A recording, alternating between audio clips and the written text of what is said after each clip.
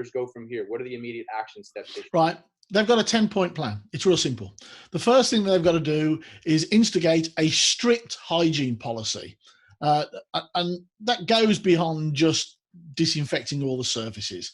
But the thing is, everybody has to know about it and everybody has to comply with it. It's no good just printing a memo and putting it out there. That's not good enough. Everybody's got to know it, understand it, and comply with it. Number two, you've got to instigate a vulnerability audit. So you've got to take a step back, look at my business and say, how can this hurt me? All right. And look at the vulnerable parts of your business and start to put a plan in place that will protect that. Okay. Then you've got to create a continuity plan, because the one thing that you've got to do is keep moving forward. Do not stop.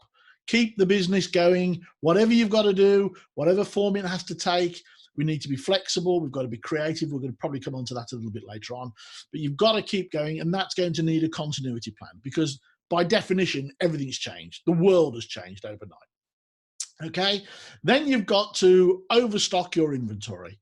The fact is there are going to be shortages later on in the year, and so you need to take a look at your key areas of inventory that you need, and I would like to suggest you look at a quarter's worth in advance if you can.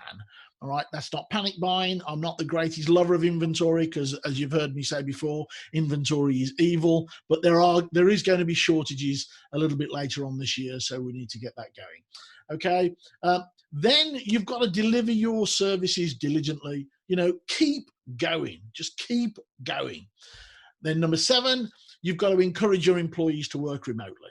And that's not just saying, there's a laptop, there's a folder, go home and do it. And I'm sure you've got a question coming on to that a little bit later on. But you've got to encourage them to do that. You've got to bolster your cybersecurity, because if you've got everybody working at home, most people's level of security at home is nowhere near what most businesses are.